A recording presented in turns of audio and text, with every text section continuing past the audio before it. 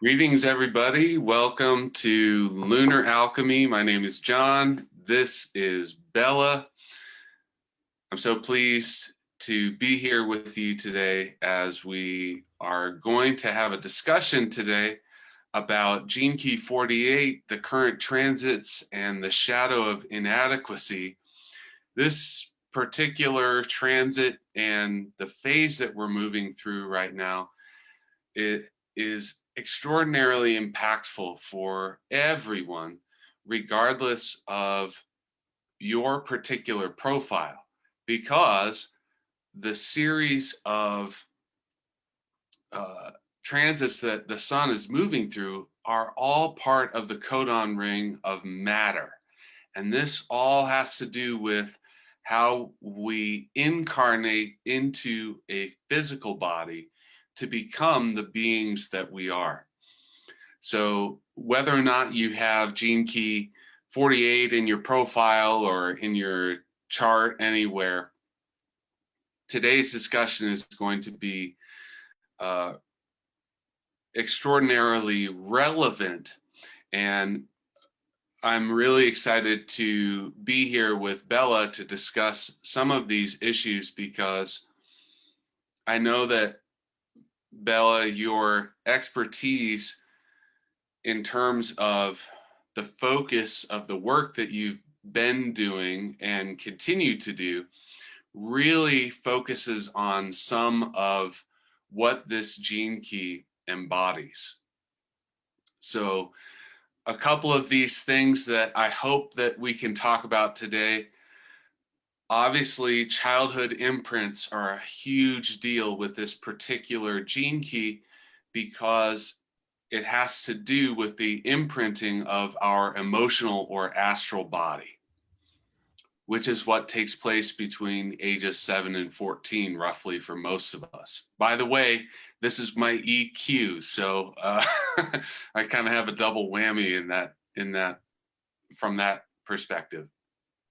I would also love to, aside from our relationship of being children and developing into adults with what we receive from our parents and all of the imprinting that goes on, I would love to delve into uh, this perspective that's been shared through the gene keys of prosperity and wealth, and how a lot of Western society has created somewhat of an obsession with accumulating wealth, and why that practice for individuals tends to feed this particular shadow and the underlying fear that is driving it in our genes, rather than allowing us to evolve and develop. So those are two of the big topics today. We also just went through a powerful new moon. So, Bella, I'd love to hear any insights you have about what's going on in the chart with the new moon and what's happening with all of that. So, I mean, we have tons of topics to look at. If you're watching on Facebook and there's some topic you're thinking about that sounds great, please make a comment, and hopefully we can touch on that during the discussion. So enough of me talking about what I would like to cover. Bella, you just shared with me a little bit about what's going on, and not to bring that up specifically, but what it felt like to me is that there's an energy right now that is it's pushing us forward into some form of evolution, and yet there's still so much resistance, either in us, around us, or somewhere in the world, that's stopping this evolution from happening, from making the environment be right for all of these things to happen. So I'm wondering if that ties into what you're seeing with this gene key, the shadow of inadequacy, or what's going on with the charts today. Oh, and I have to make you, let's see. There we go. So what's going on? Yeah, I start with sharing. I do feel with what you're saying, I do feel very much the cusp between the shadow of inadequacy and the shadow of unease, because we are in the 48th gene key, in the 6th line, in the 4th decimal. So here is going to be 2 more decimal, and just in, yeah, not even an hour, I believe we're going to go into the 57. And both the 48 and the 57 are extremely powerful this week, because like you were saying, we had a new moon. So here, when we look at the chart, we know that the planetary bodies are moving counterclockwise. So if we see that the moon is here in Scorpio now, it means that it came from here in Libra. And we see in Libra that we have several other planets. So the full moon the new moon. The new moon was here when the sun and the moon were together, and they were in the 48. So there is some kind of new beginning here when it comes with the shadow of inadequacy. And I do remember when we spoke about it, I think already last week. And I remember we have mentioned it several times with Chiron as well, in this kind of opposition. And this was part of what I shared with you before, this kind of authority. And the 18 and the 48, they aren't happy with authority. And there is something about taking a stance, and the valor, the courage that's needed for saying, I am standing in my own authority. It doesn't matter the kind of control you or somebody else or a group of people are trying to put on me. I'm standing in my authority. And I think somehow saying that a few years ago wouldn't have been a political thing to say, and now suddenly it is even a political thing to say. That's like how far we kind of have to feel this and see this and live this, it seems like. So that's where we had the new moon, a new start, where maybe you look a little bit different at what is true authority. And then in the 48, what is true resourcefulness? Maybe there's a way of doing it that isn't so black and white. And that's what I would love to see more of, because I even have those conversations with my mom, who has the 48 and has a 5th line in her life's work. And she kind of wants to find the truth. And I believe that with the 6th line in the 48 that we have right now, it's not about the truth in that sense of like there's just one truth that we can explain. There is a higher truth, and that is what we are here to tap into. And from that place, there is an authority that we naturally step into without being against another authority. So that's what I'm seeing. So that would be for the 48. And I think the thing I'm just going to mention at the same time is that we're going to have Mars and the sun coming together with Mercury. So Mars and the sun are moving forward. Mercury is retrograde, so it's seemingly moving backwards. So they are going to meet here in the 57th, where Mercury is retrograde. And this is what Richard encodes as the core wound, what encodes the core wound of humanity. And I believe that because it's 6 days in each transit, we're not going to speak about the 57, I believe, next week. It's going to like jump that. So knowing that we are moving into what codes the core wound of humanity, which is the unease and the fear and unknown of tomorrow. And I think that very much highlights the themes that are present now for us. And we could say we have like a masculine trio here. We have the sun, it's like how we shine. It's Mars, how we take action. It's Mercury, how we communicate, that are coming together here in the 57. And still, it's very much close to opposing the wounding. So the way that you communicate, the way that you shine, the way that you take action, does it come from a woundedness, or does it come from the wisdom, gift frequency of the 48 as well, the wisdom of your experience, the wisdom of the accumulated, we could say wisdom again, that we know from human design and gene keys that you have in your DNA. Like, where are you communicating, taking action, and shining from. And we have it here in Libra. Libra is very much about the balance and very much about the relationships. So balance in relationships, harmony. So are you communicating, acting, and shining in a way that creates more harmony in your life and in the world? Or are you allowing the wounding to bring you back into your inadequacy, to bring you back into the need of control and attachment to things as they were? There is no way that things are going to come back as they were. And that also, without going into the details, goes back to that short conversation we had right before, John, because it's like, yeah, we can never go back. We can never not evolve, and everything is going forward. And I don't, like, I kind of lost the thread of like how I wanted to say it, but it's powerful to see that the only way forward is the harmony in the now, and that what we are going into is not going to look like the past, and the valor and the courage that we're going to need. I mean, I'm happy that we have the sun and the Mars and Mercury kind of saying there is a way to shine, there is a way to find harmony. And no, I believe that evolution can't be controlled, that even whatever is happening, whatever we're doing right now, it's part of evolution as well. So, yeah. One thing that you mentioned there that I wanted to sort of elaborate on, if you're not as familiar with what Gene Key 48 is, the shadow of inadequacy, it leads to the city of wisdom by way of resourcefulness.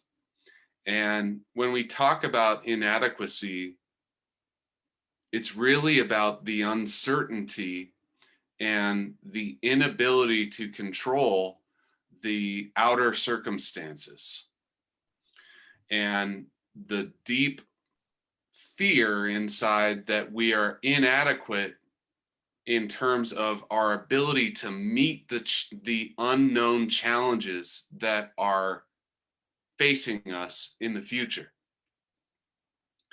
So, Bella, when you're talking about kind of moving through this transit and the relationship with control from the programming partner, the unease that we're moving into in the next solar transit, what it really brings up for me is this connection that we have to a need for security in our personal experience, in our social systems that we have developed, whether that's our families, our communities, our states, our nations. You brought up the fact that this standing up for one's own sovereignty is becoming somewhat of a political issue. And that's really where that ties in, is are we connecting to our environment from a perspective that says we will create security at any cost? Or are we engaging with the vast unknown, the darkness at the bottom of the well, and saying, I have the courage to see what's down there, whether it's no matter what's going to happen. And that just seems like it really fits in with what you're saying. Yeah, I love what you're saying, and I'm like kind of getting mesmerized by the charts and the way of interpretation as well. So I can't help kind of going there. I feel like there is a pull right now. So what you're saying too, with kind of what's going on, like there is a pull. So when we look in the body graph, we have the north node and the south node. You see them here. They're activated in the body graph 20 and 34.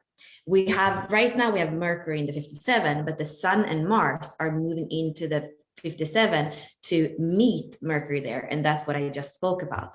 So what I can see here is that we have like first and foremost, this circuitry here, the 20, the 10, the 57, the 34 is called integration circuitry. It's individual circuitry. We say it's not available for people. So people can feel like these people are very selfish, very self-absorbed, very just like, but it's just kind of not being available for the other because you're so absorbed into your own process. And I remember when we did that reading with you, John, that I was mentioning, people are going to feel like you don't need anything. So maybe they're with that much definition as you have, and then a lot of the integration circuitry, sometimes you're not going to be available for other people.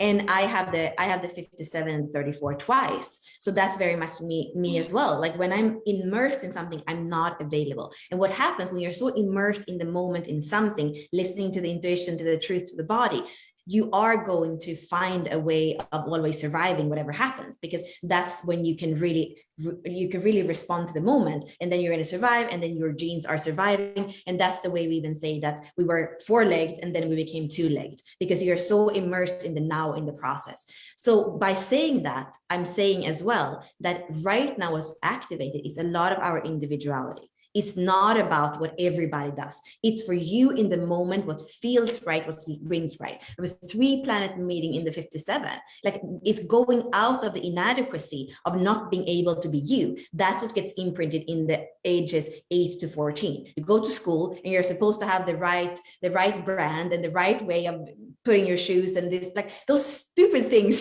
but when you're a teenager, in an adolescent, it feels like it's life or death. And if your parents don't have money to do that for you, you're going to feel inadequate for like years in school and maybe even be bullied. Like that's the way that 48 works. So here we're transmuting, and that's what this transmission today is going to help us with. We're transmuting part of that of those shadow frequencies to move into the 57. And here we have our individuality that is based on our intuition. But what I think is really interesting is that there's a pull here, the south node and the north node, where we have been, where we're going. And where we have been is the 34 that can actually kind of force things to work. And we have Venus there as well. So it's like our values, Venus, we can see it here in the chart. Our values and Venus are saying, no, but we can, if we force it, then it's going to go well. Sagittarius is very optimistic.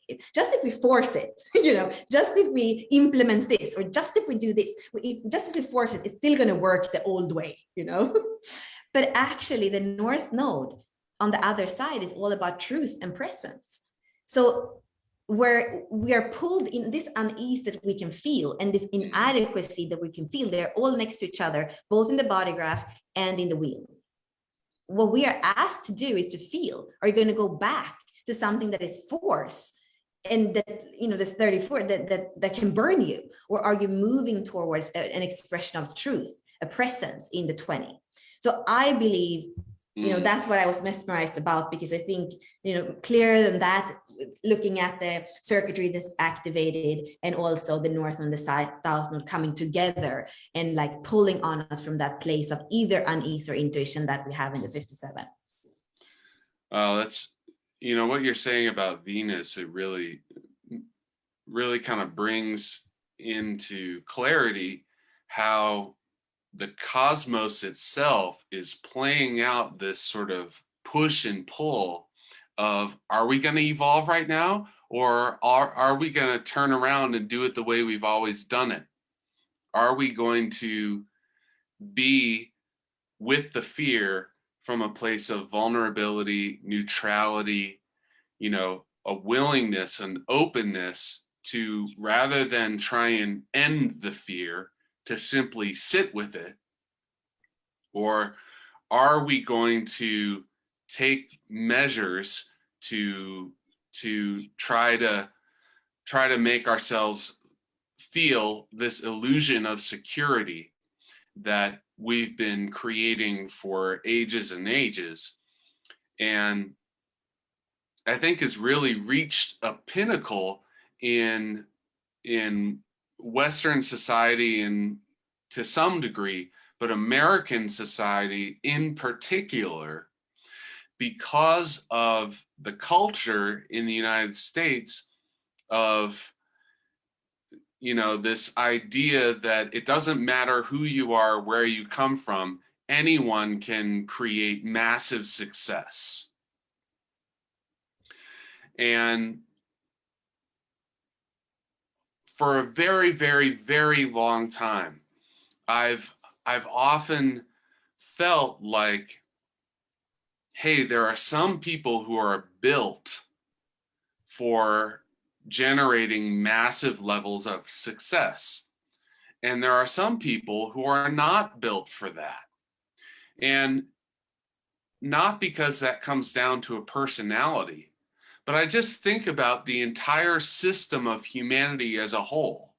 And I think, well, if everybody was like Jeff Bezos or Bill Gates or, whoever mogul you want to focus on, well, who would do all the work? Like, if everybody was this massively successful CEO, there would be nobody around to actually do anything. It would completely collapse the system that we've built. So to me, what that says is that by nature, people are kind of arranged into certain roles in society. And this is part of what Gene Keys and human design really shines a light on, is that our mechanics actually determine for us to some degree what our role is going to be, depending on how we engage with our own energy systems and mechanics. So, I mean, when we look at this idea of this intense fear that something from our environment is going to arise that we are inadequate to meet, oftentimes we want to fix that situation by filling in that deep hole with knowledge or money or power or whatever it is that we've fixated on, that we think is going to make us feel safe. I mean, I'm sure everybody's aware particularly over the last, I'd say 8 or 9 years, the growth of people who are engaging in this survivalist movement, creating underground bunkers filled with food and cash and guns and stuff for the zombie apocalypse, basically, like whatever you would need for that. that really started to grow and take off over the last few years, and it's this really clear example of how we as human beings relate with the uncertainty of what will come in the future, and the great fear that puts into our bodies. So when we look at this sort of Western obsession with accumulating wealth, like in the United States, it's like, how are you deemed successful? Well, only really when you're wealthy does society at large look at you and say, there's a successful person. But how many people are in that situation? I mean, there's probably more and more than ever before people who might qualify as being wealthy. That class of people seems to be growing worldwide. But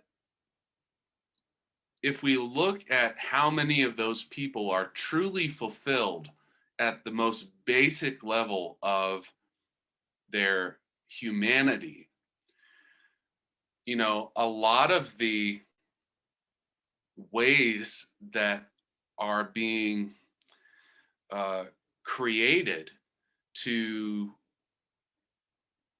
generate those accumulations of wealth. I mean, one of the huge criticisms of Amazon is the kind of dehumanizing scheduling that the basic level workers have to follow. They have to have this insane level of efficiency for their entire shift for 10 hours at a time or 12 hours at a time.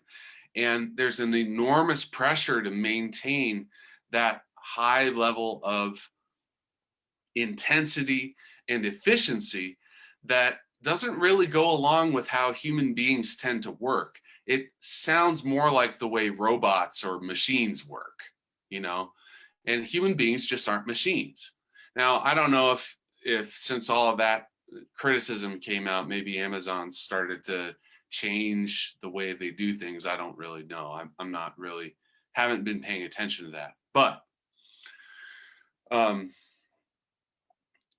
Bella, I wanted to bring up this topic because I wondered if you could just shed some light on the difference between prosperity and wealth as it's kind of looked at from Richard Rudd's perspective, and what does this have to do with this shadow of inadequacy and how it's driving the movement of society, and where we could actually get to as a society if we could unlock this gift of resourcefulness and what that even means.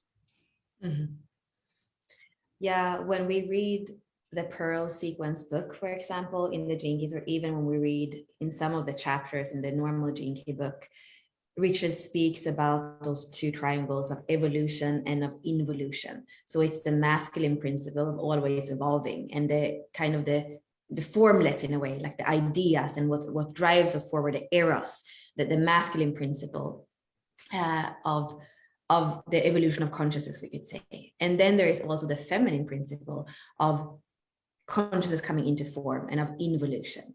And I believe that not even so much on a level of evolution of consciousness, but like kind of a focus on the masculine principle of building and of conquering in the external world has been so much of the focus. And that's what you're saying, is like that's the focus. So if we don't build and have money in that sense, if we don't build our bank accounts, then we aren't successful. The masculine goes out and conquers and has wars and defeats and, or like, you know, kills and like takes it. So there's this competition, and the masculine in a way thrives on challenge, but that challenge has been reduced down to a competition where it is I win and you lose. So it has you lose that seeing and serving the whole, which is what the masculine is really good at, and feel really like what's true. What's truly the masculine's strength is to serve the whole and to serve the earth and to serve the feminine. So that is the other principle, the principle of involution, which is consciousness coming into form and the sperm and the egg meeting. And what I can see, the feminine principle has not been equally appreciated. And anytime when you have two polarities they're complementary and equal, but you don't treat them as complementary and equal, there is going to be something that halts, that falls. And I believe that even the way that we're looking at the Pearl Sequence today in the Gene Keys, where we already only have at this moment, we only have the triangle of evolution, I feel like it's a powerful transmission, but it's not until we bring back also really on paper and visually, so we can see it and feel it, the principle of involution as well, and this conscious coming into form, which for everybody to understand, this is embodiment. This is to bring it in and live it in form, and it is taking it in also at the soul level. That's why I often speak about soul and spirit as well. And this is where it comes back to inadequacy. Like, I believe that we need to have a balance between the evolution and the involution when we look at a balance that can lead to a healthy prosperity, instead of just accumulating wealth where we're taking from somewhere and placing it somewhere else and looking at that accumulation as something positive. No, it's not, because it's taking away nurturing, it's taking away, like, look at the world. I think she's dealing quite good, maybe better than we think, but it hurts in me knowing, I see the birds, I don't know the name of them, but here on the beach, they sometimes are dead because they have eaten plastic from the sea. Like, that's really sad. So the way that we are treating the feminine, Mother Earth, it hasn't been balanced. And for me, I guess for me, the prosperity comes from balance of all areas of your life. And that is also Richard Rudd's next transmission, where he's going to include also the triangular involution. And I can't wait for that, because when we even have worked with it in the Gene Keys as like 7 pillars. You have a star that has 6 points, and then in the middle you kind of have the essence of that. And that is the way, when we can have the masculine and the feminine coming together in all of us, when we can have the feminine and the masculine principle as principles that are equal in the world, that's when we can rebuild a prosperity that's not just for the few, but is available for us to share. And I was saying to my, and this is kind of, in a way, it's kind of interesting, because I've never heard, or it's not that I never heard. Usually when there are those shootings, or there was an explosion in Sweden, in Gothenburg, where I know people, and there was this man that were evicted from his house. So he probably put a bomb in the building, and then people died, and he was found drowned, because probably couldn't live with that. But like, it's not that often that you hear women do that. And I'm not saying here that women are better than men, but I think that most of the times we hear who is leading this world, and also who is kind of in that competition where only one can survive and one can die, it's a little bit more that black and white that the masculine and the left brain mind see. So again, I feel like by bringing the feminine, which doesn't only mean bringing in women, but that's what needs to happen for the world to be more balanced. And that's also, I believe, bring it back to inadequacy. I think that every time I've spoken about the table before, the table has four legs, but like, if you have the Libra, like wherever you have scales where one is down and one is up, it's going to be inadequate. It's not going to feel good. It's going to be unease. And instead, if we can see the totality and the beauty of what we are, we have that resourcefulness, which is gift frequency of the 48, where we can use the feminine, the masculine, the light, the dark, all the things, the evolution, the involution, and all these become tool for us to use in a world where humans are whole serving and not just taking from somebody and placing it somewhere else. That can never work in the long run. Yeah. I'm so glad you were talking about this combination of masculine and feminine and the sacred union. I was looking back at our session from the end of March when we looked at Gene Key 21 and the shadow of control. And I was looking at the quantum healing transmission that was offered at that time. And it was actually a divine union of the masculine and feminine from of those energies within each of us. And from an energetic level, this merging of these energies can only happen when there is a natural balance reached, meaning the roles, the nature of each different aspect have to be in perfect harmony with each other in order for that union to occur. Now, from a certain perspective, there's never not harmony in the universe. In fact, all things are in perfect harmony at all times, no matter how ugly they look to us, or awful or horrendous.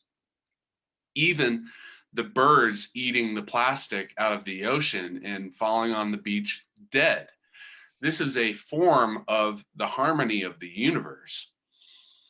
And when we're in this particular, we're almost finished with it. The 48 is a feminine principle. When we look at the I Ching, the image is wood beneath water. So this is the image of the well.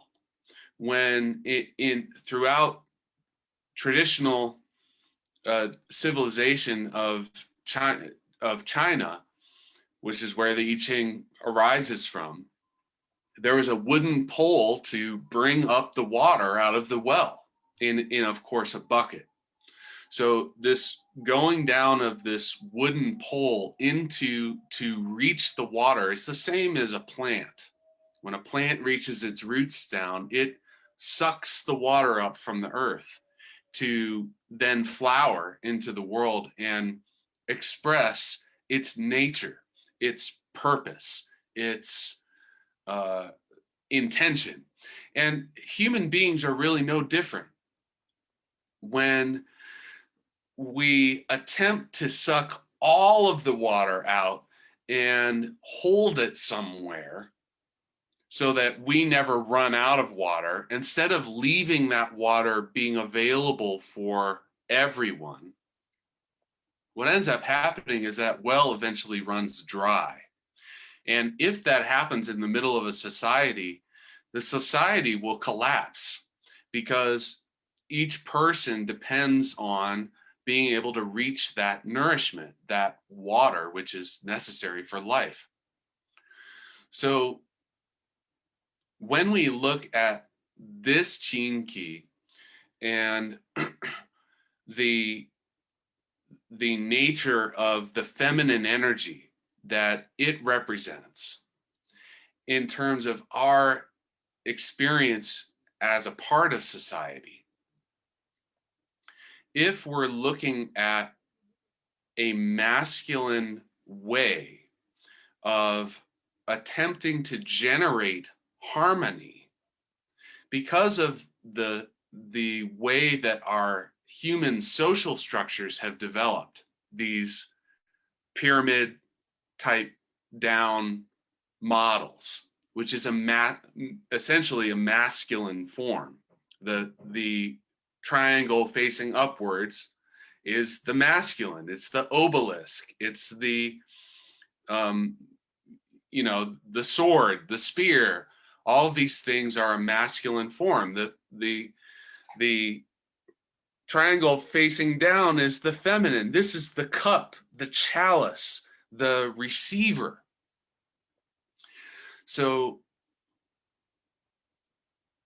when our society is based only on this masculine principle,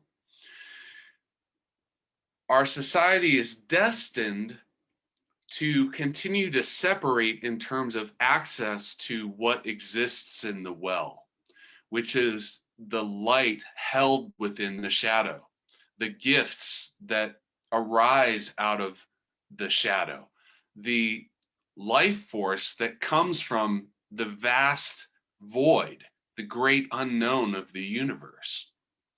It's literally the source of what we are. So, in order to experience prosperity, which promotes balance throughout the whole, rather than attempting to sort of stockpile a big, set of resources to hold for one person at the top of this pyramid, we instead have a great, vast chalice that everyone can gather around and receive from.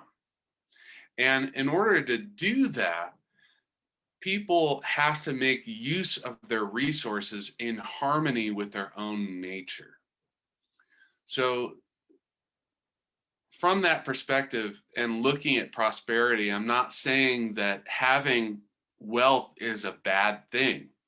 Some people's nature is designed to work with a much greater field of resources in order to accomplish the purpose of their being, their role in the society. Some people are here to create ideas that allow others to have a vast celebration of life. And in order to do that, you have to have access to a lot of resources so that you can, create circumstances like this. And some people, their role is different. It's to be satisfied with their own family or their hobby or something that's very simple to them. They don't want something big. And there's a wide spectrum of how we can engage with this. But in terms of energetically, how can we shift our being to bring this level of balance? That feminine principle of the chalice, which also is a symbol of the womb. You know, the female uterus is this exact same shape. When you look at a diagram of it, it is that triangular downward facing shape. This is where all of humanity is birthed from, where all life is birthed from. So whether you're a man or a woman, whether or not you have the 48 in your profile, I have it in the EQ. If you have it in the Pearl, wow, what a powerful positioning for this particular gene key, because of, you know, this is like a hyper focused pearl sphere for you, because the pearl itself is almost described and defined by this gene key. You know, we all have different flavors of it, but when the 48 is in that pearl sphere, wow, what a pure expression of the pearl.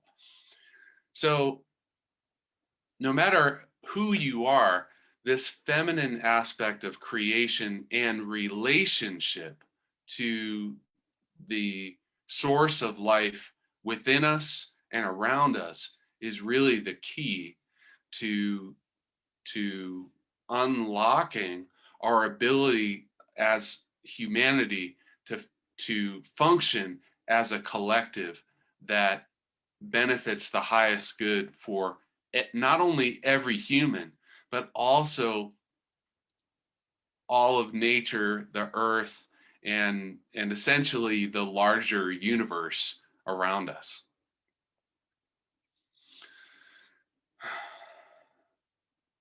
So Bella, I'm curious what your, you know, I think we could probably go on with this one for quite some time, but I love your bookend, so I want to hear what's on your mind as kind of a conclusion or a reflection about what you're seeing and thinking about in terms of this contemplation and our discussion and what's happening. What I would do this week for people that are watching is to look how you are communicating, how you're acting, how you're shining in the world, and just track. Does that come from an inadequacy that you felt when you were a child? So maybe you became something that's not really of the heart of who you truly are. Or maybe when you look at yourself and you see how you actually speak and act and shine, you start to feel more self-love because you see how far you've come from that 11-year-old that felt inadequate at school because you didn't have the shoes of the brand that other people had.